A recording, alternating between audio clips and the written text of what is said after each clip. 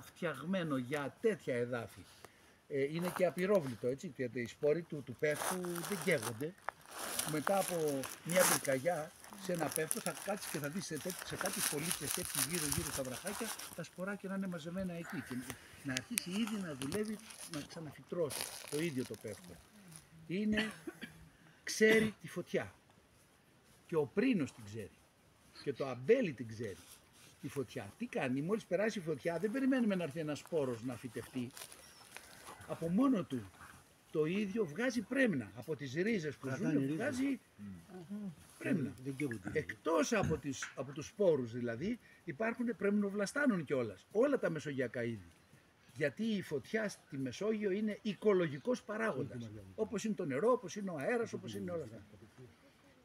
Εμείς όμως που έχουμε ένα πλεονέκτημα σαν αυτό εδώ, που δεν καίγεται και εύκολα, αυτό το δάσος δεν καίγεται εύκολα, γιατί δεν έχει τους μηχανισμούς που έχει το πεύκο να πυροδοτείται και να μην το νοιάζει γιατί θα ξαναφυτρώσει.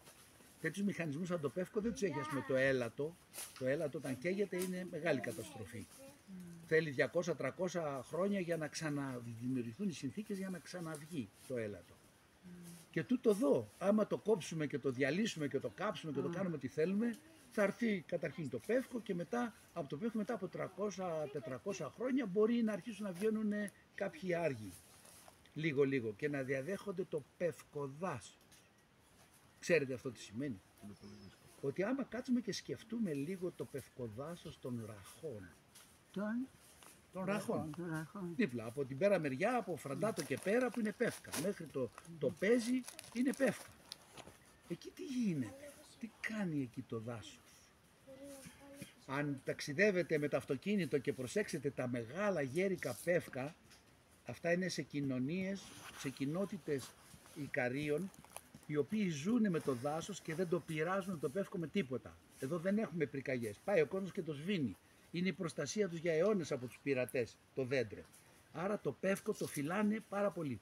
Όπου το φυλάγανε και κατάφεραν και δεν κάηκε, θα δείτε δίπλα σε ένα γέρικο πεύκο να έχει φυτρώσει ένα κοτσανάκι έτσι τσακ και βγαίνει και έχει αρχίσει να σχηματίζεται άριος.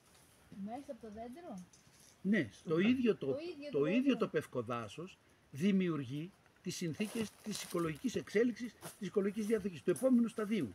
Δηλαδή το οικοσύστημα του πεύκου θα γίνει οικοσύστημα του δριός. Εννοείς ότι ένα κλαδί πεύκου μπορεί να είναι δρύς ή όχι, ότι δίπλα στο δίπλα. Αυτό, δηλαδή έχουν γίνει τέτοιες χημικές και φυσικές και βιολογικές διεργασίες στις ρίζες και στο έδαφος και σε ό,τι έχει κρατήσει το πεύκο που είναι ιδανικές για να φυτρώνει αυτό το δέντρο. Έχει ενδιαφέρον. Καταπληκτικό αυτό. Γιατί κάποια στιγμή ενδέχεται, όσο το προσέχουμε το πευκοδάσος, αύριο μεθαύριο αυτό το δάσος να επεκταθεί κι άλλο. Έχει όμως ένα εμπόδιο. Από εκεί μεριά, πριν αρχίσει το πευκοδάσος, πάνω στα ορεινά που είναι αυτό, έχει πάρα πολλά κατσίκια. Και τα πάρα πολλά κατσίκια εδώ δεν είναι εμφανές, ότι εδώ βλέπετε και νεαρά δέντρα. Μόλις φύγει ένα παλιό δέντρο γέρικο και πέσει, είδαμε τα σπασμένα κλονάρια γύρω και τα δέντρα, αμέσως βρίσκουν ευκαιρία και βγαίνουν τσουκ, ένα-δυο δεντράκια. Αν έχει πάρα πολλά κατσίκια, αυτά δεν θα ζήσουν. Εδώ φαίνεται ότι ακόμα αναγεννάται το δάσος. Σε εκείνη την περιοχή, προς τις ράγες, προς το σπιτάκι της μαμής δηλαδή, δεν φυτρώνει, δεν γίνεται αναδάσωση. Υπάρχουν μόνο γέρικα δέντρα. Αυτό δεν είναι πρόβλημα.